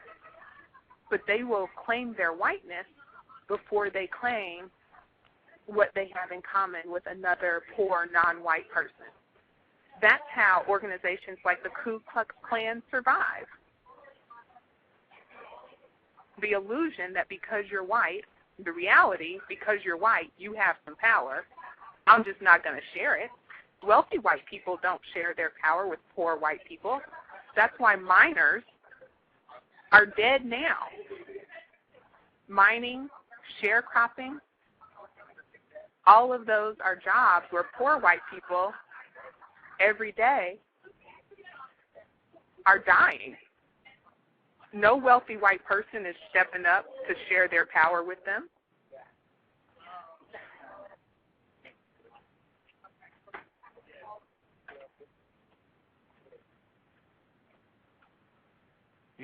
You said, how did you phrase that question? You said, how do you see, what did you say, something about why do you see white people in like Appalachia, why do they feel like they have more in common with wealthy white people than just the average non-white person? Yep. Because they do. I feel. I could be incorrect, but that white skin cancels out all that other stuff. Just like racism, white supremacy cancels out any privilege that you think you might have, or whoever. It's canceled out by that white skin. The fact that it's endangered. They're genetically recessive. So they do have something in common with that. They have something in common with that rich white. The whiteness is their commonality, is that they're genetically recessive. Okay, I can agree with that. But what good is it to have white skin if you're still forced into labor that's completely dangerous and unsafe? I mean, having white skin, and we're agreeing on some points, disagreeing, I think, on, I don't know which point for sure, but they want to claim that whiteness, that skin color, but when in reality, every day, they wake up in subpar living conditions, just like poor people of color. They're eating meal to meal, just like poor people of color. So, in reality, they have more in common with other poor people than they do with wealthy whites. The only thing they share in common with wealthy whites is skin color. The reality of their daily lives doesn't mirror that same experience. 909, hang tight. We had a lot of people have hopped on the line now. I want to try and see if they have any questions. Kim, got you. I see your hand up, and Love, Truth, Liberation. We got and 973. So I guess we'll just go in order that the people called. So Kim, if you have questions for Stacey, gotcha. Go right ahead. This makes me feel like some sort of guest on a talk show. This is great. I love it. Good conversation with good people. The cows. This is what we do. Context of White Supremacy live at the White Privilege Conference. This is what was expected. Kim, if you're there, your mic is on. Go right ahead. Just listening for today. Thank you. Groovy. Thank you for tuning in. 973, if you had a question, 973, go right ahead. And we're sitting at the pool. This is our client. We are the White People. We are at the pool. 973, if you got a question, go right ahead. Yes. I wanted to ask, I guess I would want to go back to when you were speaking about poor whites having more in common with poor non-whites. And that would be true on an economic scale, on an economic and class level, but the whole system of global economics and class is created by white supremacy. So really, that and the fact that, you would say that they would have the most in how could you say that, they have more in common when it's not just class, because you can mistreat somebody. It can have nothing to do with going to a dangerous job. Everybody can have, in either a dangerous job or a not so dangerous job. But the fact of the matter is that, I guess it's just a comment, just that, they're poor, but they're also white. And that's what, when it comes down to it, you can mistreat somebody. People are being raped every day, kidnapped from their, all over the globe, and, arrested, pulled over, mistreated because they are not white, no matter how much money they have. So therefore, how does that, how can you really say that poor whites have more in common with somebody that's, with poor blacks, even though that's why I would say they identify with rich whites or middle class whites, because they're white. Okay, would you agree? I hear you on that. Yeah, I hear you on that. And I again though, when it comes to just the daily grind of living, they have nothing in common with the wealthy. They claim that white skin, which doesn't get them accosted by the police, allows them to feel that they have the opportunity to mistreat others. Hear you there. Okay. That's it. They're working on getting us resituated. I don't know if he can hear us.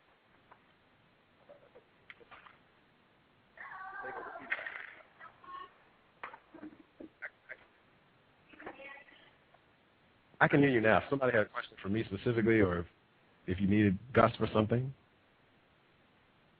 He was that's the last. We will finish with that question. The next one. Oh, the next question? Oh, okay. Next,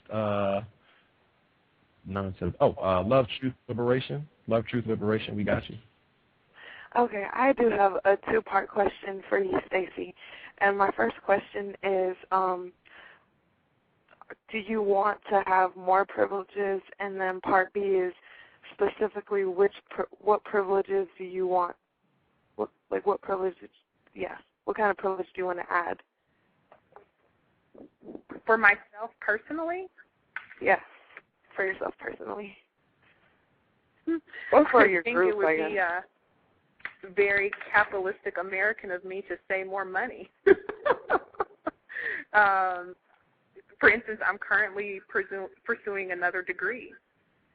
Not necessarily because I have any burning questions that I need to work out, any real sort of existential inquiries that I want to look into.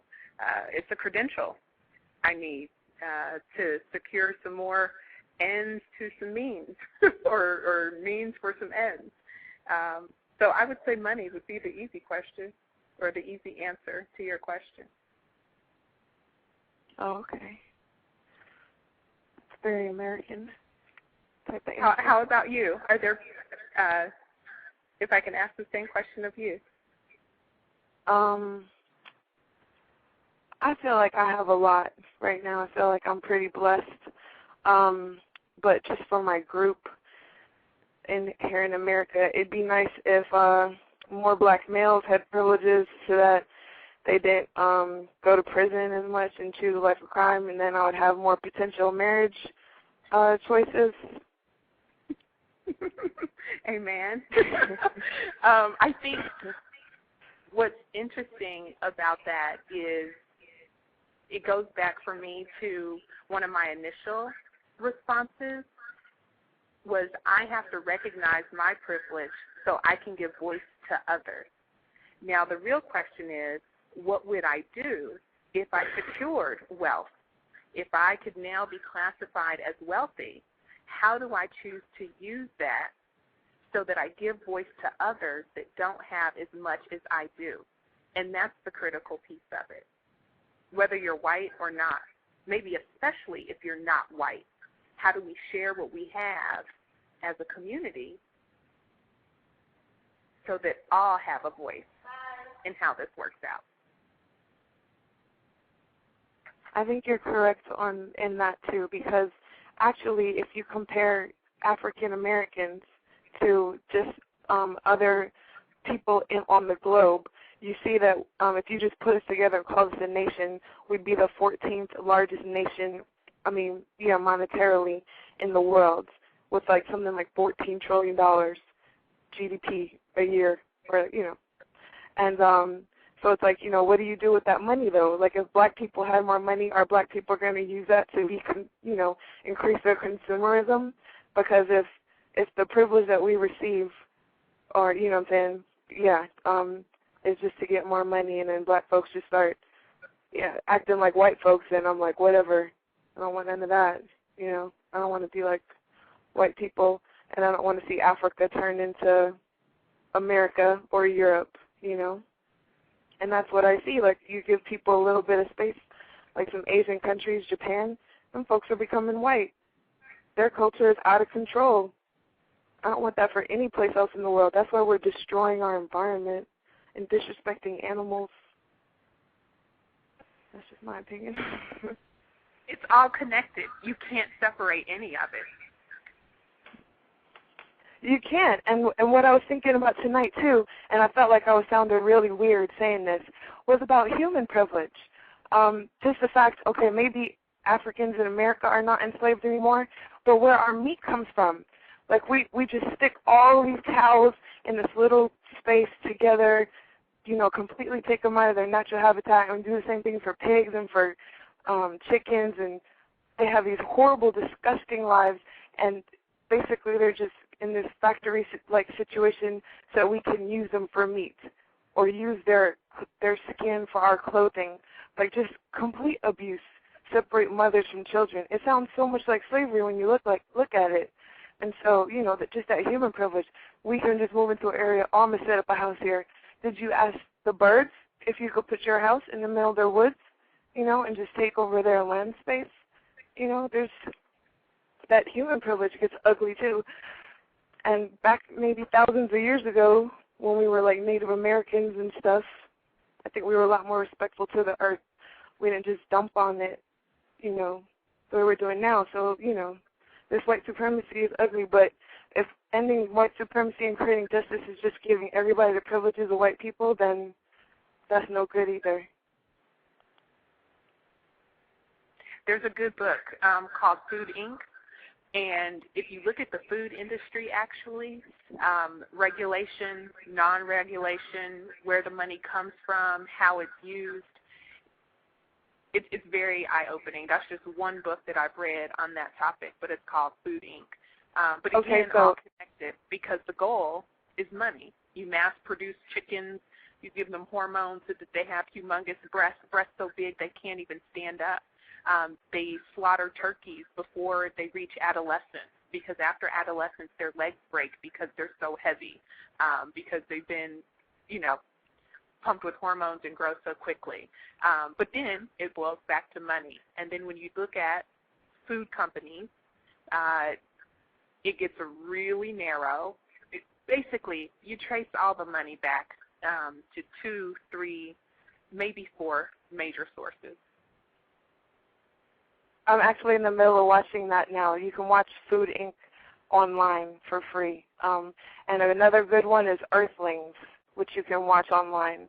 That talks a lot about human privilege. And the last comment I want to make about human privilege is people are always like, oh, they put Jesus, they put God in the image of white folks. That was evil.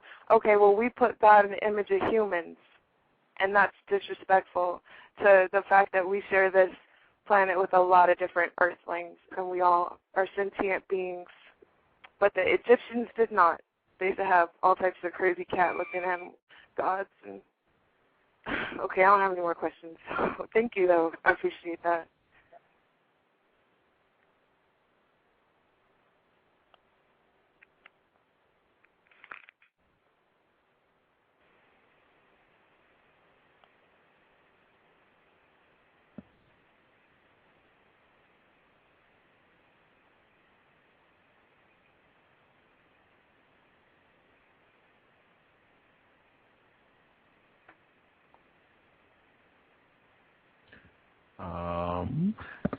Did other folks have questions for Stacy? Anybody else?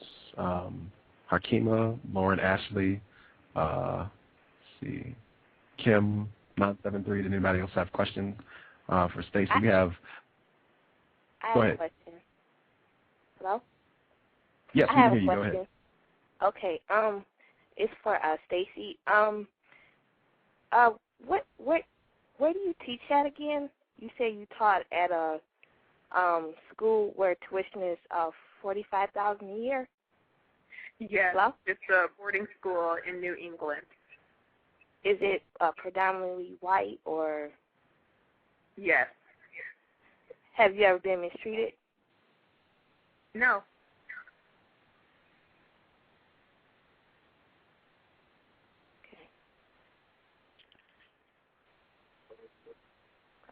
I've been working there. This is my third year. Okay. Really? So none of the but I should students say have. that I attended college in a similar environment as a student. Okay. And the students never mistreated you or anything like that at all that you are aware of? Or that I perceived. For instance, my roommate, freshman year, from Maine, small town in Maine. I was actually the first black person she ever met in person. And that was the year that Bill Clinton and George Bush were running for president. The first year both of us could vote. So, of course, the conversation that night over our movie and popcorn was about the election. Very heated conversation. But she was thoroughly a product of where she was from, as I was a product from my life experience. There were things that were said that felt hurtful, but when understanding her lack of exposure, I couldn't falter. You know, today we're good friends, we stay in touch, but it was a growing process. And again, hair. I wear my hair natural, and I blow dried it one day, so it was straight. Take a shower, wash it. It's a curly afro. Oh my gosh, you cut your hair and got a perm. No, here are the basics. So there were plenty of times where things were said or done that were off kilter, but she just didn't know.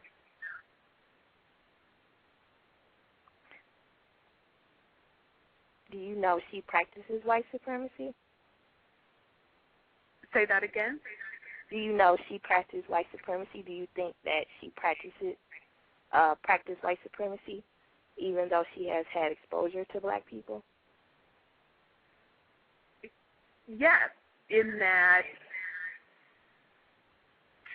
I'm sure she's not ever been in a place, or I would assume that she's not ever been in a place where she chose not to take advantage of her whiteness.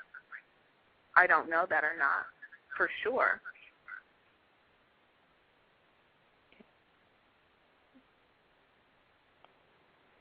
Thank you for your answers. Mhm.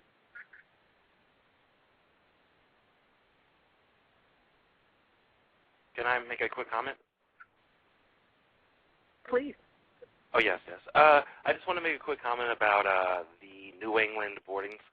You said you taught or teach at a New England boarding school. I myself am a product of the New England boarding school circuit, so I know exactly how it is. And I would say that I find it surprising that you can say that you haven't been or you're not mistreated or haven't been mistreated there, because I definitely was an all-male school, and it was definitely, I saw lots of mistreatment to the one non-white faculty and to the small minority of non-white students there. What years were you in school? Oh, I graduated in 2004. Okay. Yeah. So it's pretty recent, and, I'm surprised, that's all.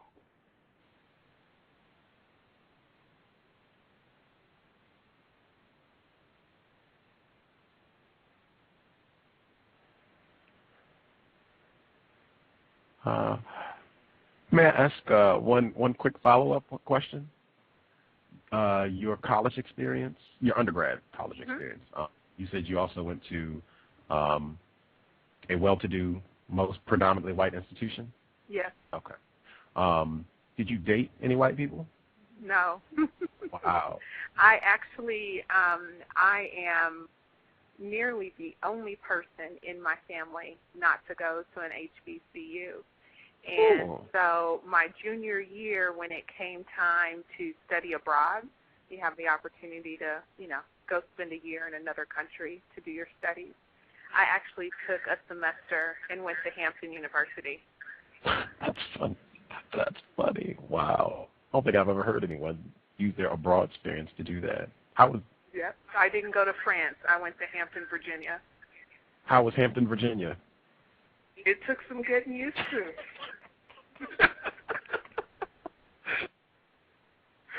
Oh. Sure, that's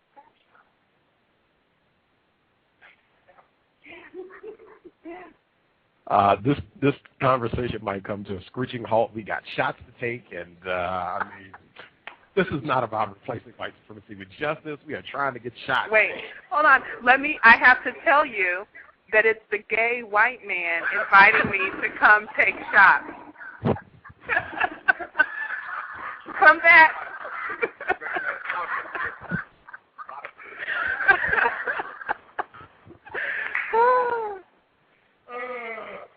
But I do want to go hang with my friends. I feel you. This is only supposed to be 20 minutes. I mean, you did overtime. We're going to try and do shows every day. We would love to have you come. I'll come back for a future. Come hang out. We enjoyed it thoroughly. Loved it. What is your shot of choice, just so we can? I'm a vodka, not shots a lot, but vodka tonic is the drink. Wow. Okay.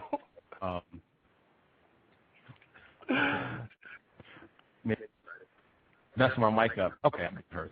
Group. Okay, so what is your vodka of choice before we go? As long as it's not below Absolute, I'm fine with it. Okay. Absolute is the bottom shelf option there. If you hold the bottle up and you see the oil go down the side, no. No. Wow. You get that with your plastic bottles, your Gordons, your 5 o'clock. You know. Let me give you this one. Thunderbird. Don't see what you know. Y'all don't know. Get that pack of Kool-Aid, shake it up. Thank you. Bye, everybody. Thanks for listening to me. I'm no expert. That was fun. My experience. Great to share. Sure. I thoroughly enjoyed it. And, please come catch us, and we can get you. Go get your shot. Go get your shot. Peace. Right on. It's shot time. Are we invited?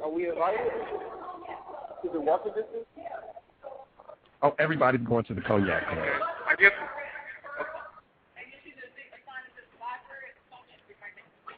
Hey, party at the WPC. That's how it goes down. Replace the white supremacy justice so we getting crunk. Turn on. That's how it goes. Oh, damn. That's too funny. I'm cracking up. This is hilarious that the gay white man, suspected racist, was the one who came in to, hey, it's shot time. Get on. What are you talking to Gus for? The shots. And this was predicted. This is exactly what we said this was going to be. These white people and the non-white people are going to be having a blast. This is going to be a vacation. This where we're at. We're at the so you all know we're at the Crosse Convention Center. You can look at the website, see where that is. There's a brewery pretty close to where we are. I mean, when I came in, they were just pointing out clubs and bars, and I mean, this was expected. White Privilege Conference 11. This was expected, and this is just the first day. You only got 300 people here. I cannot even imagine what Friday is going to be like when you got between 1,000 and 1,600 people here from all over the country on a Friday night, especially if because it's nice outside tonight. It's like 50 degrees. It's going to be cracking. You are going to have lap dances. It's going to be on Friday. Like, white privilege, man, it's going to be crunk Friday night. My gosh. Oh, my gosh. White Privilege Conference 11, Context of White Supremacy. I'm clowning all week long. I'm just taking notes, learn as much as I can, do programs, and that's why I said the fact that nobody had come to this event that I know of who was informed about counter-racism just to see what goes down, I felt it was needed, that we should have at least one person to say, yes, I've been, and this is what I saw. Now we can at least say we had 2 codified people who were there and did a report, and you got to hear live feedback on what was going down at the White Privilege Conference. I'm not hanging out for the extra hour because I'm tired, and the workshops start early in the morning. So, and this could be about, just so we can be honest, because people said last show that I was a agent provocateur and all this. I could just be giving you an excuse to get off the phone so that I can go to the Cognac Club too. That could be possible. I'm saying it's not true. I'm going to my room. I haven't even checked in yet. All my luggage, I've been toting it all day long. I'm going to finally go to the room so that I can sit down for a minute, go to and prepare for tomorrow. But I could be going to the Cognac Club. Do you all have any final shots you would like to get in? I'll give you 10 minutes, and I'm being very stern about 10. When it hits East Coast, I guess that'll be 12:30 East Coast time, or excuse me, 12:40 East Coast time. We're done. So take it away. You said 2 codified people? Yes, there's one other codified person, non-Mighty Wick, consistent listener at the Cows. He is also present in La Crosse, Wisconsin. He's not the Cognac Club yet. And Stacy, she said she never heard of Dr. Welsing. Right. I also think that's going to be a consistent theme, that a lot of the non-white people who are here have never heard of Dr. Welsing or Mr. Fuller.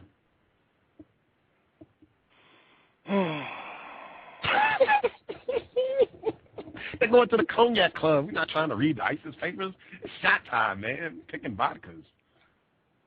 Don't let one of them white groupies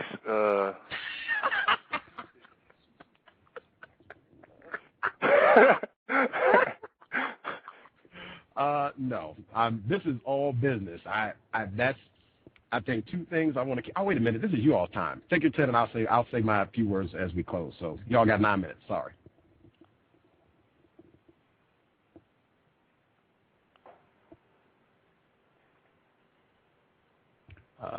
973 Kim 404-909, Lauren Ashley, if y'all have any closing comments you'd like to share, what you've heard, day 1 White Privilege Conference, go ahead. Non-Mighty Wick, he's got his...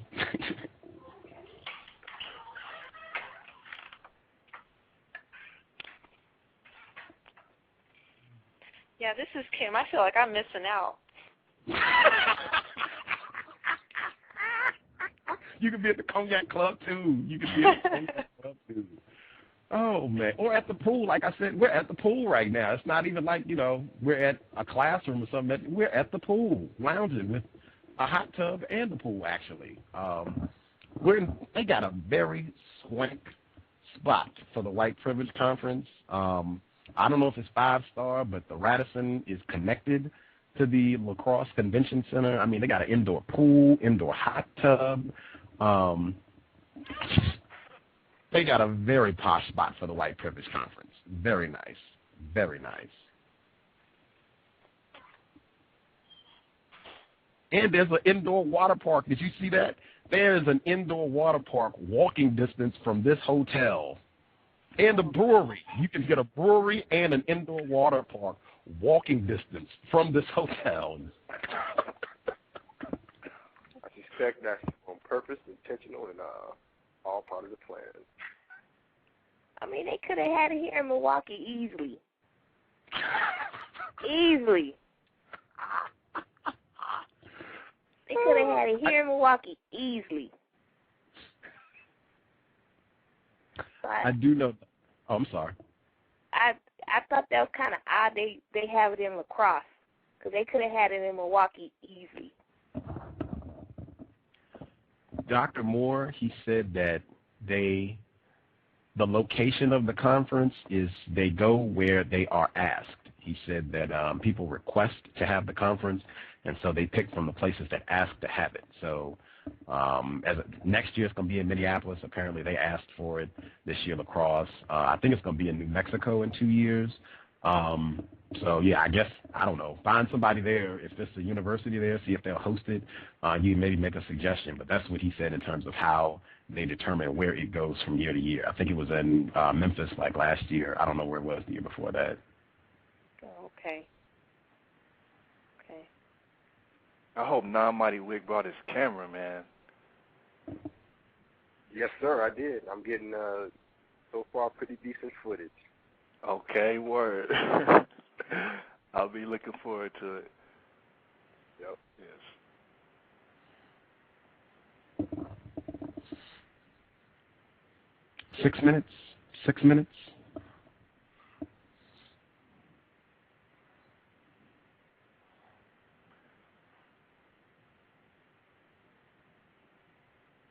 On the serious side, though, it did seem like a little confusion. I think because the context is off.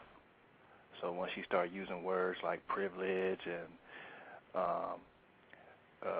remember? Oh, did you hear when I brought up that Francis Crosse said on the last show that race is a reality? I did not hear that. My internet was going out, so I missed that part. Do you remember her saying that? Yes, I do. Yes. Okay. I thought that's the first time I heard somebody put it like that. That was deep to me. Like, yes, race is a reality. And I don't understand why people can't see that. A black man stands next to a white man, or an Asian female stands next to a black female. And, like, they say, oh, that's the same, or whatever. It's not even close. Confusion, ladies and gentlemen, confusion. I want to retreat. I hope I haven't. I suspect I probably have made more judgments than I wanted to because I haven't really seen anything. I haven't seen anything other than the gay white man soliciting for shots and a few other tidbits that I read in the program, but I haven't really seen any of the workshops, so I don't know. They might come out tomorrow and everybody's talking about white supremacy. That might be the word for the conference, white supremacy, definitions, the whole nine, and if so, I will make sure that that's what I report. But I just want to try to just give you exactly what I'm seeing as much as possible. I'm sure I'm going to fail, but I am going to try to just report what I see and then save my overall judgment for the end of the conference, so that way I will have seen everything, participated, chatted, and had the whole experience, and then I can make my conclusions about the efficacy of the White Privilege Conference. So, I'd agree. It's still day one. You know, we can get right down to business starting tomorrow, and it could take a totally different pace than what it was looking like so far. So we shall see. Gus, I have a request. You could represent me there. Remember that race is a reality, and if you could bring that up at some point, and black defamation. Black defamation? What is that? Well, that's what Dr. Wellesley said on the last show. She was talking about. I never heard it before either, but yeah. I I'm still not feeling well. I don't feel bad about getting anything happened this weekend. I do remember her saying that. The Anti-Defamation League, that's what I thought of, but that's connected to so-called Jews. But she did say that. But you're absolutely correct. She did say that. Yeah, I will try. The only thing is I'm trying to walk a very tight rope here. There are people who are familiar with Gus. There are people who are familiar with the cows, and they are not pleased with the efforts. So I'm kind of walking a thin line of trying not to, like I said, I was referenced as that crazy-ass brother as soon as I got here. So I'm trying not to get myself in a position where everybody's like, oh, hell no, don't talk to him. Leave him alone. I'm trying to just be, hey, I'm just here to learn. I don't know what's going on. Tell me about the conference, so that way people will come and chat and all that. And then I can, hey, check out the cows, listen to the show. That so I can plant seeds effectively. So I will do what I can, but I do have a strict code that I had laid out for what I wanted to do here, and a big part of that was not trying to say too much. I kind of want to be very quiet, very ignorant, and just observe. Yeah, strategy, man, strategy. So I will definitely try to do as much as I can, but I do have a strategy that will hopefully get us more Stacys and white people, because I want to try and snatch some white people as well to come chat and share about what they're doing here and what they've seen. Oh, yeah, I might even have to do some real recon work and hit the bar. I think it would probably be best if I did hit the Cognac Club at least once. At that Friday night, I'm going to the Cognac Club, because I'm sure people are going to be saying all kinds of nutty stuff once they get 2 or 3 drinks in them. I mean, hey, everybody might be a nigger once that happens. So, yeah, I'll definitely make sure I get out one night and, yeah, see what's good.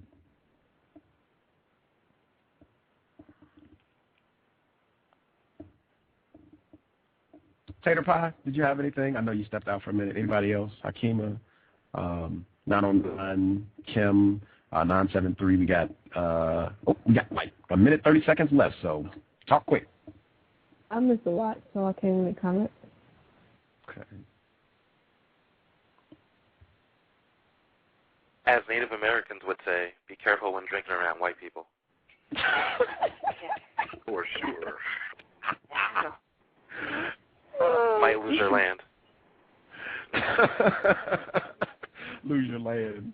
Yeah, for sure. That's something I loathe. I hate being around white people when they start drinking, but I'll take one for the team, because I think you will see some constructive results, or it'll just be constructive to be around them once they get a few shots in them. So I will definitely be on my P's and Q's.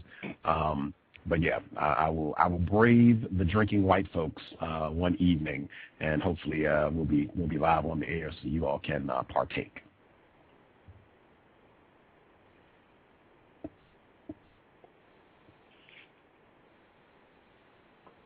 30 seconds. Anything?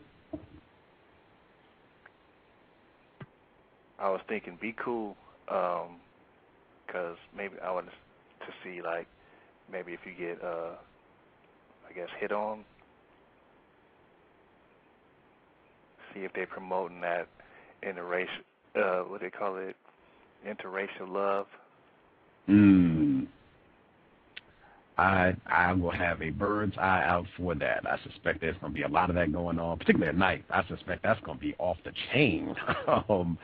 Yeah, I'm definitely going to be looking out for that. I'm going to be looking out for that, because I suspect it's going to be off the chain. It already has been to some degree, but yeah, I will definitely keep an eye out and report back on what I hear. I was stunned because they had a lot of cute non-white females today. It was whoa. I was not expecting that at all. I was just expecting tons and tons of white people and maybe a handful of non-white people, but it was lots of non-white people here today, lots of cute non-white females. If that trend continues, I'll make sure to share. So non-white males, go to the White Privilege Conference. You can chat about counter-racism and do the Mackin thing the whole time. 1 and 2 together in the correct way.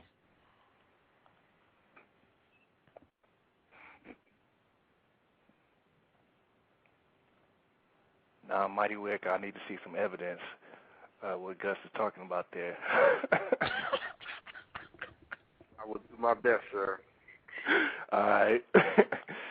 I'll get the link. They're supposed to be taking pictures. I heard that today. They have a Facebook page. I'll get all that for you tomorrow so y'all can see. But they're supposed to have a Facebook page for the conference, Twitter, all the crazy net stuff that everybody else has. They're supposed to have for this, and they're supposed to be taking pictures and putting them online. So I'll get that, and I'll put it in the link for the description for tomorrow's program, and then you all can see some of the people who are here, and I'll try and push you in the direction of the non-white females that I think are attractive, so you can, gauge if that's true or not. Yeah, I guess this is going to be the showtime for all the shows, I think, this week. The time thing is throwing me a little bit, but I think I'm going to go with 9:30 Central, so that'll be 10:30 Eastern, 9:30 Central, 7:30 Pacific. That'll be showtime for all of the broadcasts from the White Privilege Conference this week. Again, 10:30 Eastern, 9:30 Central, 7:30 Pacific. That'll be the showtime for all of the broadcasts this week, and it should be Thursday, Friday, Saturday. Hopefully I'll be leaving on Sunday, so it should just be Thursday, Friday, Saturday for the conference. And, this was the warm-up. Only 300 people are here so far.